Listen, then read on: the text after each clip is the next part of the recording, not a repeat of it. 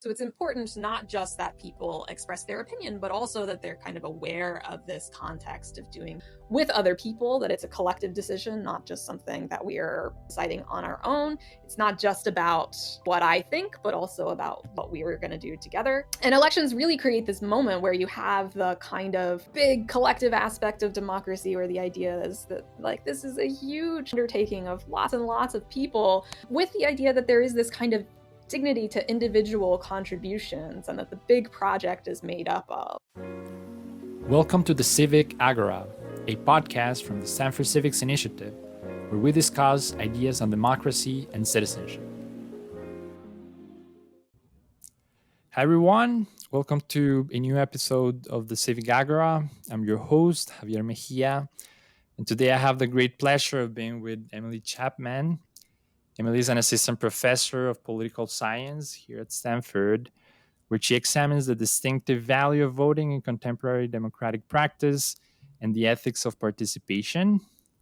Emilee is also part of the faculty steering committee of the Stanford Civics Initiative, and we're going to be talking with her today about her view on elections and political activism. Emilee, how are you? I'm doing well, Javier. How about you? I'm good. I'm very glad of being here with you. There are many things. There are many things that I want to ask you, but before that, I would like to know more about your life. I know that you did your PhD at Princeton. Before that, you were in Notre Dame, but I realized that I don't know much about you before that. I don't even know where you're from exactly. Tell us a bit about that. Tell us about when you got interested in political philosophy and political theory.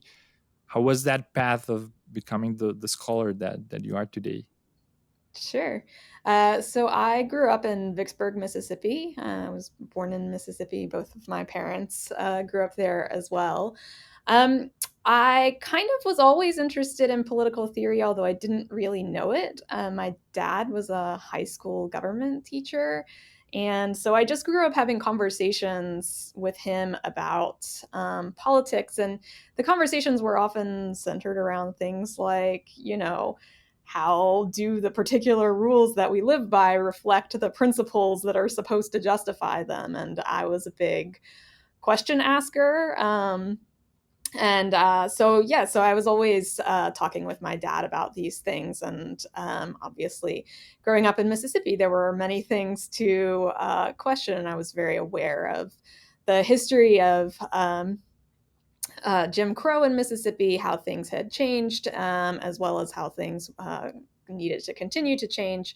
I also am Catholic, and when I was growing up, had many questions about the church and how the institutions of the church reflected the principles that were supposed to justify them, and was sort of constantly sort of challenging and questioning things, but also wanting to understand them. And but as I said at the time, I didn't really know that this was a thing called political theory that a person could study. And so I was also, a bookworm as a kid, loved literature. And so when I went to college, I was an English major studying English literature, but I didn't have a great sense of what I wanted to do with that. So I happened to take this elective course while I was studying abroad at University College Dublin in international justice. And that was my first introduction to political theory as an academic field and to the kind of work that contemporary political theorists do. And I just immediately felt like these are the kinds of conversations that I love to have. These are the kinds of questions that I love to ask. And I felt like I had something to potentially contribute in a way that I had never really felt about kind of the stuff that I was studying in literature. So when I got back to Notre Dame from studying abroad, I just started taking political theory courses and talking to professors that I happened to know about what it would be like to pursue a career. And I went straight through from undergraduate to graduate school to a PhD. And I just sort of thought I'd go ahead and apply to grad school and see what happened. And I was very fortunate to get into Princeton, which was a great fit for me and my interests. And then, I kind of got exposed to an even broader range of political theory while at Princeton, and I explored a bunch of different topics before realizing that I was particularly interested in questions about um, electoral institutions and kind of how the way that we vote reflects the kinds of ideas that we have for like why we should do things, why we should make decisions by voting, why we should have elections. I think there's lots of big theories about how elections are supposed to represent the will of the people. But I was encountering, a lot of sort of theoretical work on voting that was kind of challenging exactly what the connection was, and I was sort of more interested in exploring it. And then at the same time, I was finding that, the kinds of conversations that I would have with my family about the work that I was doing, or, random people that I would sit next to on a plane, were very different from the work that I was reading in political theory. And so I wanted to sort of think about how to bridge that gap, and to kind of write political theory that really spoke to the experiences that people have with democracy, or the way that they think about democracy every day.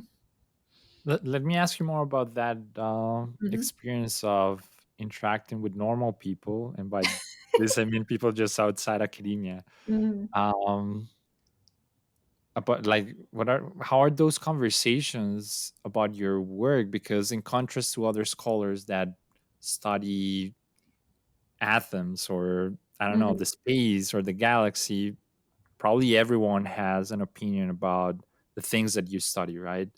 Um, how's that conversation frequently? What's your attitude, your approach towards that? It seems that, I mean, I'm a bit surprised by the way in which you framed this. You seem very receptive, and apparently you learn a lot from those type of things. But probably frequently you just interact with people that are just fully ignorant about like basic principles, or unaware of the moral complexities behind that. How's that experience?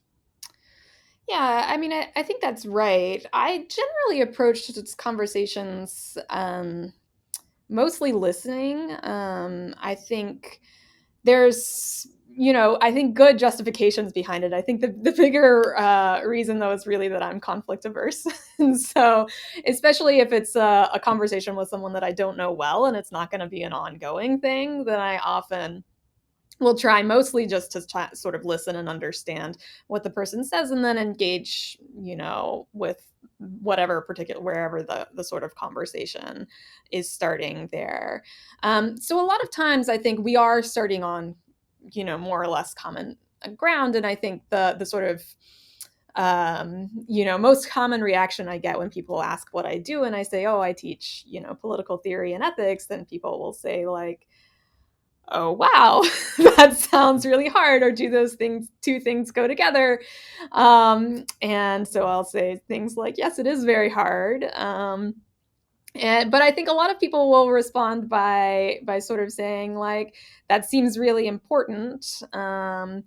And sometimes people will kind of make comments about kids these days. They're totally relativist. They have no ethical grounding, and I will often push back against that. I think it's generally not true, and I will just sort of share my own experiences of working with students and finding that people are that they are often far more thoughtful and kind of informed than most people of my generation or older will give them credit for.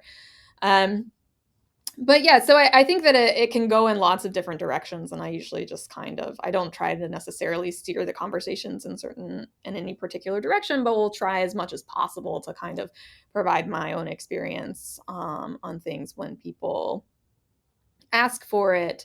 but often we'll just try to understand how other people are thinking about things. And it's of course it the kinds of conversations vary a lot. Like some people want to talk about politics, like elections, and obviously a common question I get is who's going to win the next election, to which of course the answer is always I don't know.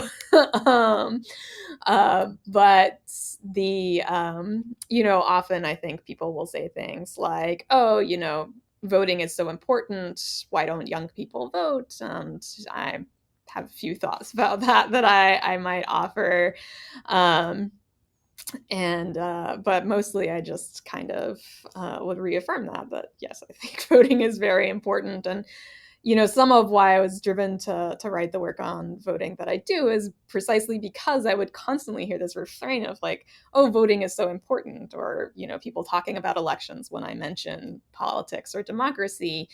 And that was just that in and of itself was very different from, I think, the political theory that I was reading, which was often trying to draw more attention to underappreciated practices of democracy or aspects of democracy. Let me ask you more about that, or let's try to dig a bit into your book. So your book is called Election Day: How We Vote and What It Means for Democracy, right? And it was Mm-hmm. published very recently, right? Last year. Yeah, last November. And so what's the answer of to that question? Like, what does it mean for democracy?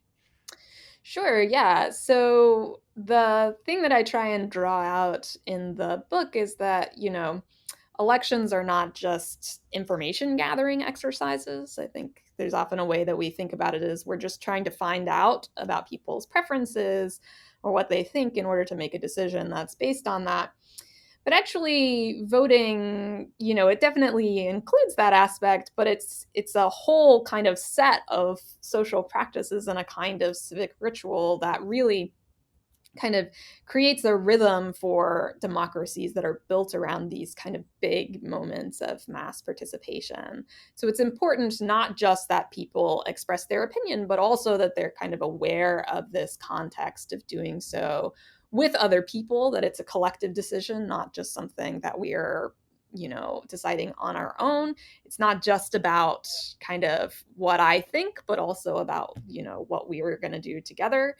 And elections really create this moment where you have the kind of, big collective aspect of democracy, where the idea is that like this is a huge, undertaking of lots and lots of people, with the idea that there is this kind of dignity to individual contributions, and that the big project is made up of all of the little pieces of what we do. And then you add this kind of third layer where there's this sort of really concrete notion of equality built into voting, of each vote counting equally. That's very different from other more amorphous forms of participation where people might have more influence because they're more eloquent or more famous or something.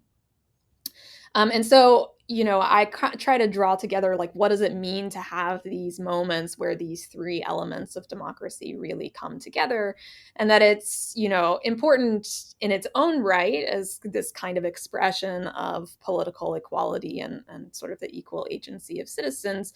But it also has these kind of effects, I think, on how people sort of understand what it means to be a citizen. There's a kind of, socialization effect where we start to think of ourselves in a particular way. And it has effects, of course, on the incentives of other political actors. So not only on the politicians who are, incentivized to respond to the public if they want to gain office, but also to political organizations who can see that there's going to be an unusually attentive audience around election time. It's going to draw in people who are not normally following politics all the time. And so there's this kind of special opportunity to try and mobilize new groups of people to potentially kind of offer innovative political messages that might reach people that they wouldn't at other times. And so really thinking about how does this kind of concentrated moment around election time kind of affect the way that democracies run and the sort of rhythm of life in a democracy. Let me ask you something, and probably an effort to challenge your Mm-hmm. what you just described, which is, I mean, I agree completely with everything that you mentioned, but I personally have been dealing with this sense of skeptical, increasing thing in me about elections, and I guess some of this comes from the large wave of like populism that has spread in the West. But I'm Latin American. We've had these populist figures for decades that put at the center of their discourse elections as the sort of pure essence of democracy. Um, but in the long term, this is a sort of tool to probably a sort of wrong path, right?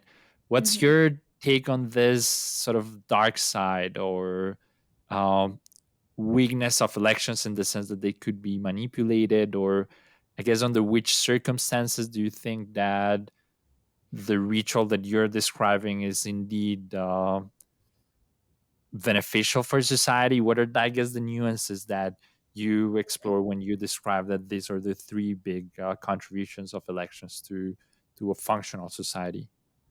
Yeah, right. So I think it is certainly the case that elections as rituals can perform uh, other sorts of functions, or sort of like some of those functions in kind of regimes where they're not um, fully democratic. And so I do think that it's important to note that, you know, for this to serve democratic purposes, it has to be the case that elections meet a kind of minimum of procedural legitimacy. But I do think there are trade offs sometimes between how we think about, securing those um, elements of procedural legitimacy, protecting elections against manipulation, and making sure that voting is available to everyone, which can kind of push in a bureaucratizing way. There are some trade offs sometimes between that and the sort of sense of agency that people have over elections, where, if you have sort of too much regularity and proceduralism, that it can feel a lot more like this alienating experience where that's something that the state runs, and I'm just a kind of input into it.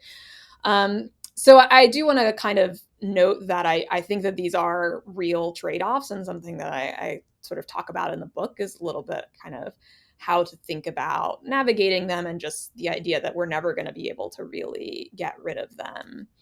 But yes, I think in response to the kind of bigger question about, what about the populist elements of elections, and sort of how elections can go wrong, I think that's absolutely a risk.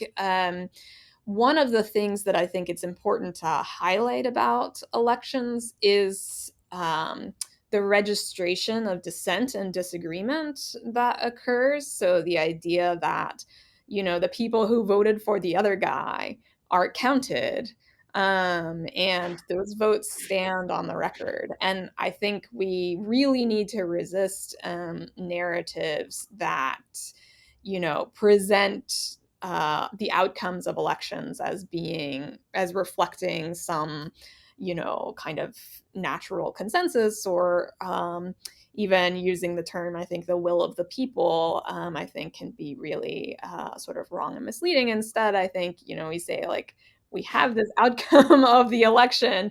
It is, a result of a procedure and a practice that is really important to us, and that we think is a good way of dealing with disagreement. But the disagreement is still there, and it has to be dealt with. I think it's also important to kind of recognize that, elections are just one piece in a democracy, and this practice really depends on a background of other kinds of institutions and practices and organizations that sort of work together to give it meaning. So I talked about how elections have these, produce these incentives for other organizations and for the elected officials. But of course, it kind of goes the other way. Elections don't work the way that they're supposed to without well-functioning political parties and organizations that are sort of mobilizing people, and media, a sort of environment where there's freedom of the press and freedom of speech, so that people can kind of challenge and contest sort of what's going on in this situation. So what I'm describing is just sort of one piece of the puzzle, and when the other pieces start to fall apart, then that one no longer has the same meaning that it ought. It's fantastic that you're moving that direction, because that's precisely what I want to take the conversation. Because Mm-hmm. one of the courses that you teach at our department is ethics for activists, right? And there you explore all this additional ritual or practices that build a functional democracy, right? Mm-hmm. And so I would like to hear from you how you think about that course, and then I'm going to ask you probably more about those additional pieces, right? What are Mm-hmm. these other things that we need in addition to functional elections, or I guess legitimate elections, to have functional democracy? What is this course about? Sure. Yeah. So, I can say a bit about the course, and then maybe we can shift towards talking about, how I've thought about these ideas in my research. So the course initially arose out of the fact that I was just having spontaneous conversations with students who were taking my other classes, which were on elections or democratic citizenship, democratic theory more generally.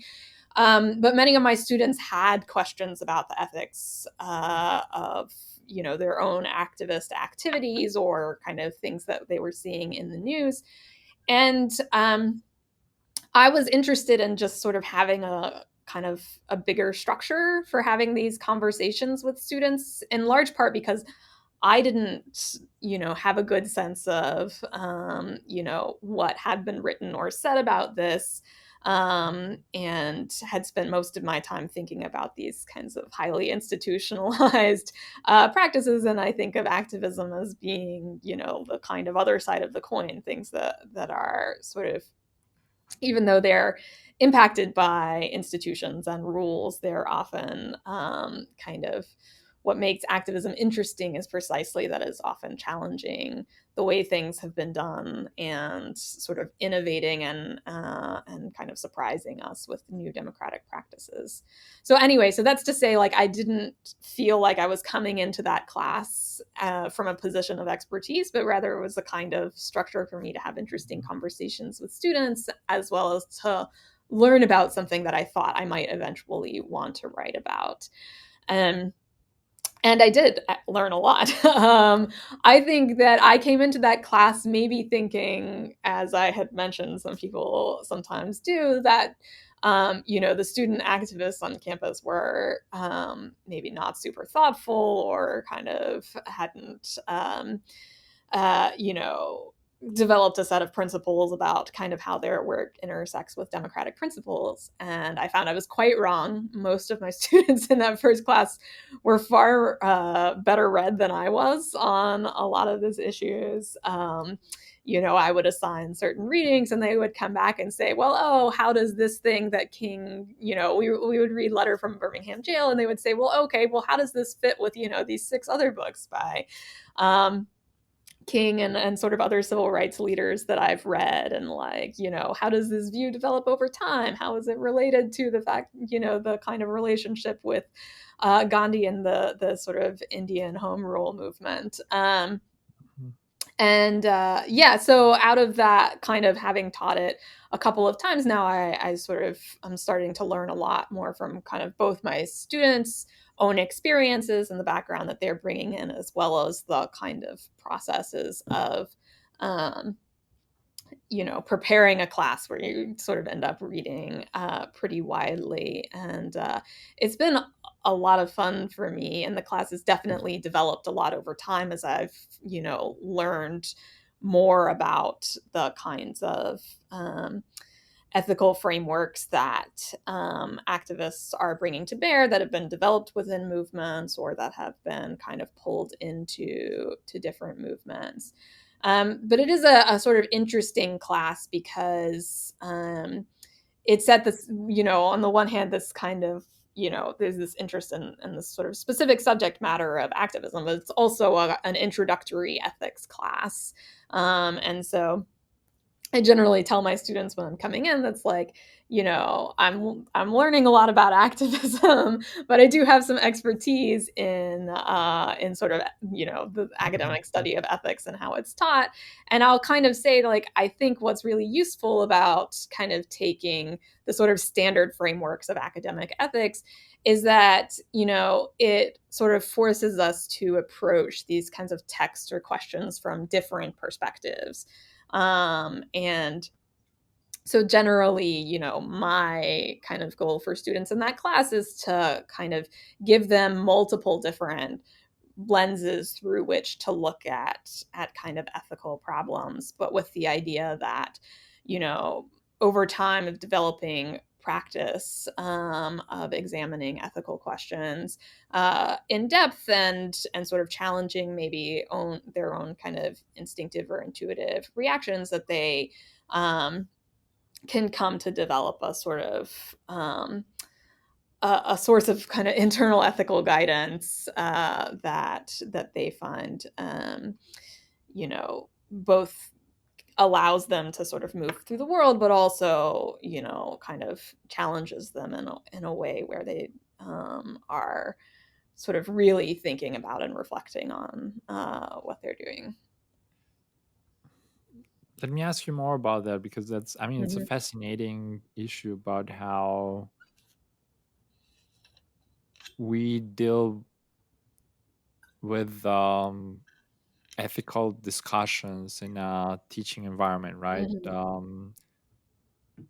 Because at the bottom, what you are sort of dealing with is about what's the right type of behavior of people, and we could probably easily fall into the role of a preacher, or well, any sort of like moral guru or whatever, right?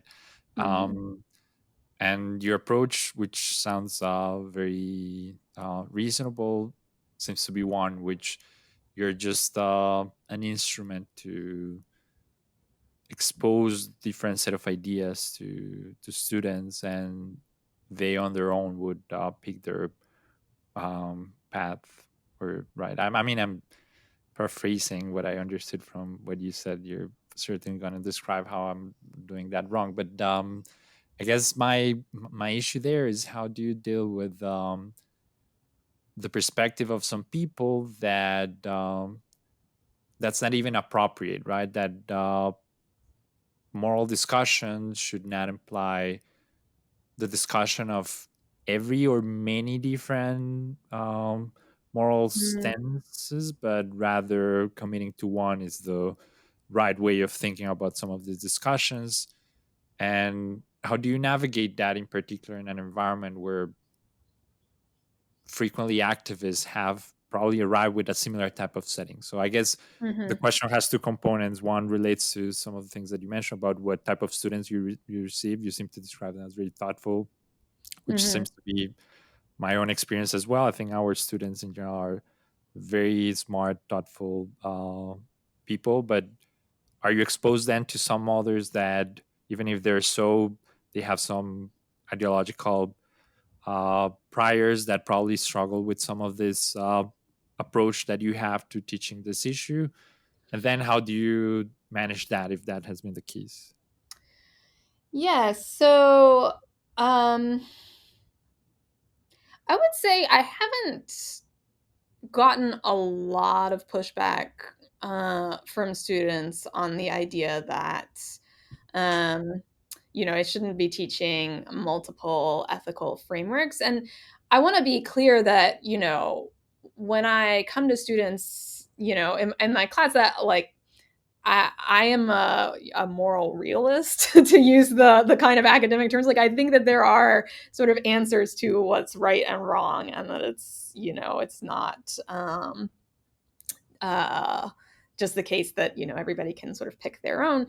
but to think that there are right answers is not to think that there are easy answers or that there are ever going to be consensus answers. And so one of the things that I will tell my students in my classes is that I only teach ethical questions that I think are difficult. So, we don't examine the question of whether, slavery is wrong from multiple perspectives and try and suggest in any way that that's a hard question, I think.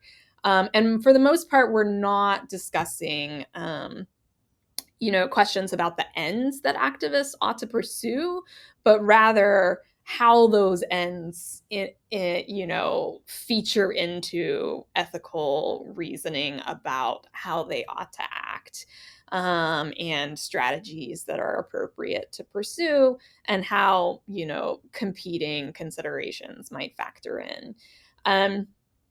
So I think that in some respects kind of help make students more kind of willing to engage, and they will, they definitely, many of them will come to the class with a clear view about what is the right way to reason about things. Many of the case studies that I provide that I think are really difficult, some of my students find no challenge with them. They sort of have a kind of clear sense of what they think is the right answer. And I think from my perspective, like, that's not a problem for the way that I teach. I think of my students and the sort of ethical perspectives that they bring to bear as, in part some of the material of the class, just like, we'll read particular readings that have like their own viewpoint. And the sort of key thing to do in the class is to sort of ask questions about it, to sort of, for students to challenge each other, and to think about, whether they feel like that is a sort of, a good source of ethical guidance. But one of the things why I think, especially in a course on activism, it's really important to kind of, get students thinking about developing that, that sort of internal compass of ethics, and kind of recognizing that at the end of the day, like, they are the ones who have to evaluate these situations, is precisely because so much of activism is transgressive. So it's kind of often really skeptical about the external sources of moral guidance that we normally have.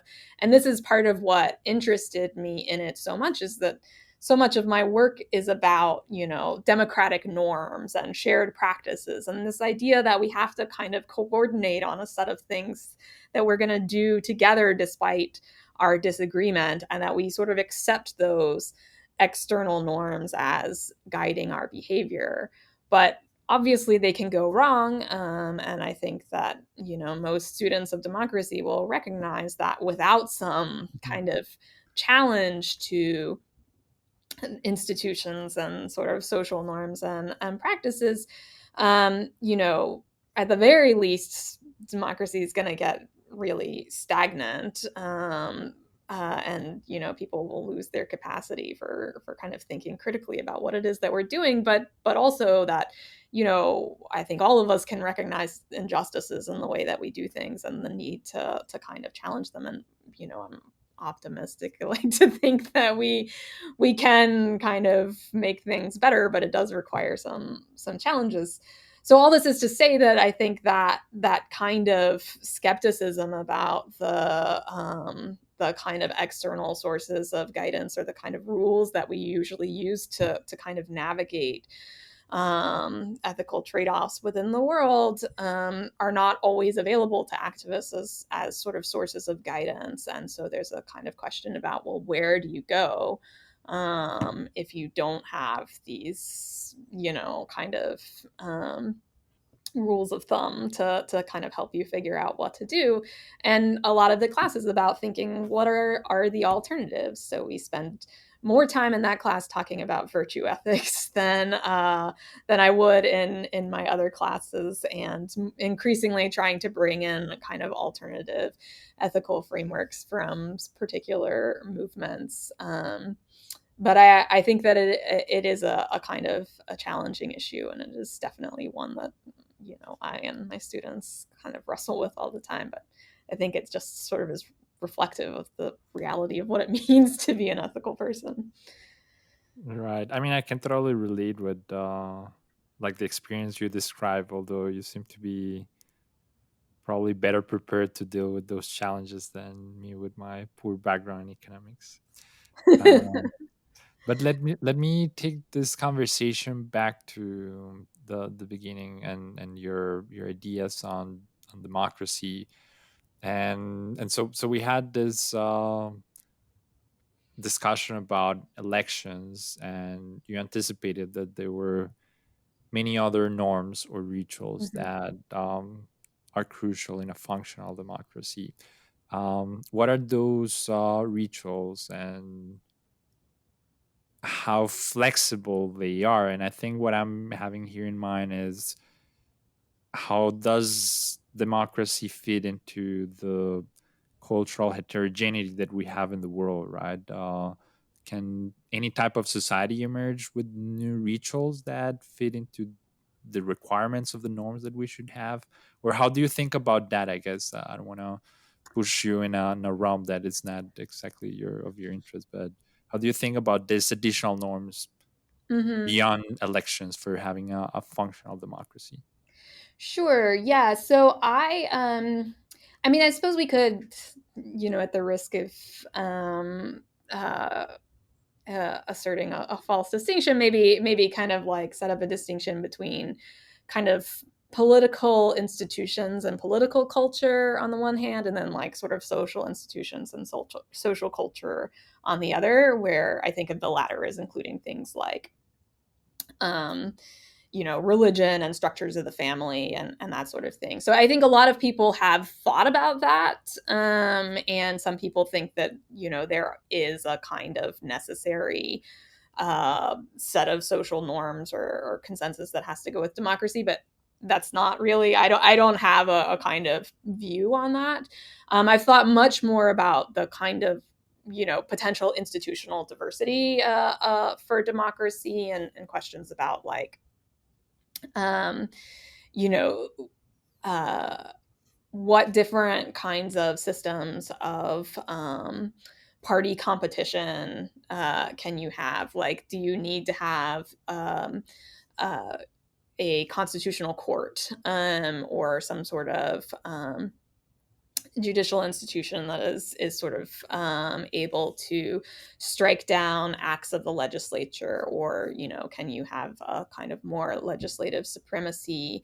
What should the relationship between the administration and the sort of legislature be? And I think my own view there is that democracy is actually quite compatible with a large amount of institutional variety, at least in principle. So I think we can separate questions about, what sorts of institutions instantiate the ideals of democracy, such that we can see this kind of equal agency of citizens and the capacity for collective governance being reflected in those institutions, and that we can plausibly see the output of them as reflecting the various ideals of democracy.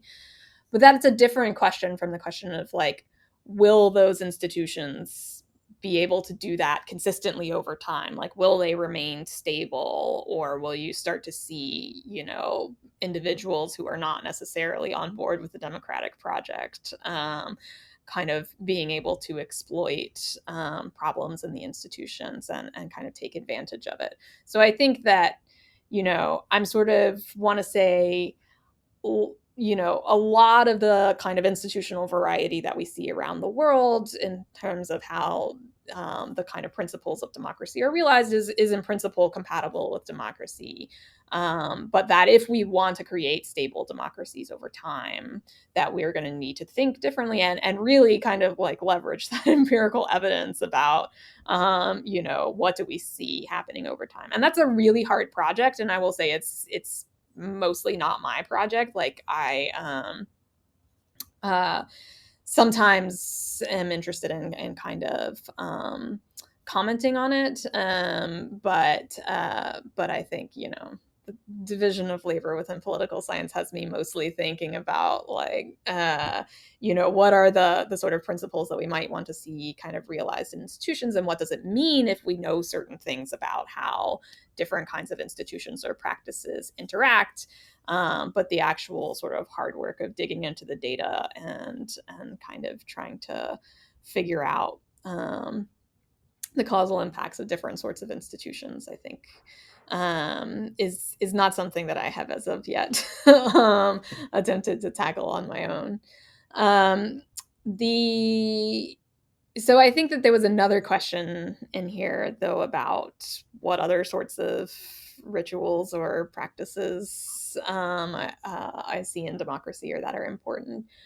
So I'll say from at the outset that one thing that I think is interesting, and one reason why I kind of focus a lot about on voting in the book and in my other work is that there is a sort of unusual amount of consistency across lots of different democracies in the role that these kind of moments of mass participation in elections play. So even though you have often very different, party systems or kind of very different relationships among the offices being elected, the idea that the election is this kind of moment that draws, really, unusually high participation that you just don't see in other kinds of, democratic activity. That's pretty consistent. And you also see, in surveys of people who living in different countries around the world, like this idea that voting is kind of the belief in the duty to vote is very different from belief in the duty to participate in other kinds of political activity that are seen as much more discretionary. So I do think that voting is unusual in this respect of kind of having this consistency across lots of different institutional arrangements and sort of cultural beliefs about what democracy is like. I think that in general, I think you do see, mass protest as being a pretty consistent type of practice as well. Although, it's the sort of thing that will often look very different in different sorts of contexts and get deployed in different ways. But I think especially recently, as you see more, the you see more kind of like transnational networks of activists who are sort of sharing tools and strategies, and as well as just kinds of norms and expectations about how these things go. That you start to see, I think, more borrowing of these practices over different places. But I think that that's another one where you see pretty consistently that the idea of people being physically present in public together as a sort of showcase of you know of commitment, of solidarity, as well as a kind of demonstration of power. I think is yeah, I think that's pretty consistent, and that those kinds of performances are probably essential to democracy, at least in the way that familiar ways that we practice it now. Let me ask you one final question, going back to this very young Emilee that was inspired maybe to think about these issues on a daily basis, talking with her dad. What do you think, Dad, is probably the crucial thing that you have learned or thought that is at the core of the right conversation on a functional democracy? What would you say if you could go back and talk to your dad? Dad, I think, you know, this is probably the crucial thing we should be talking about more. And I am tempted to think that you're going to tell me that elections are crucial and we need to protect them more or something like that. But please just let your imagination flow and think about that question for a bit. Oh goodness. I mean, I think that maybe like a lot of teenagers, I probably thought that the problem of politics and sort of getting things right was figuring out what the right answer is. And I mean, I guess in a very meta sense, maybe that's right, but I think that the I think much more now I kind of appreciate the need to be able to live together amidst disagreement. And that sometimes requires accepting. I mean, I don't know if accepting is the right word, but just like carrying on in spite of the fact that the things are not, you know, compatible with what the right answer is, but it is sort of finding a way to kind of move forward with other people in spite of the fact that you don't agree on what the right answer is.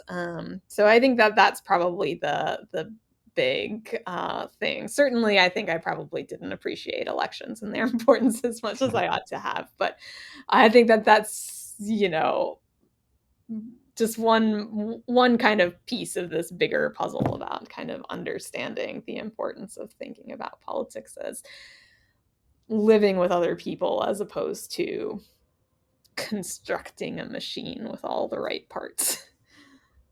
That's very profound reflection, if you ask me. Um, so I think that's a great um, way of finishing this conversation. Thank you very much. I really appreciate your time and generosity. Thank It you. was very fun. This was really fun for me too. I'm glad to be on. Okay, bye bye. Thank you for tuning in today to the Civic Agora, brought to you by the Stanford Civics Initiative.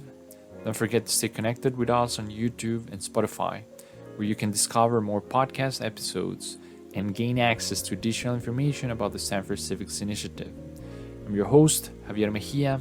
Feel free to follow me on Twitter at Javier Mejia C and connect with me on LinkedIn as Javier Mejia Cubillos. Until next time, stay engaged. Thank you and take care.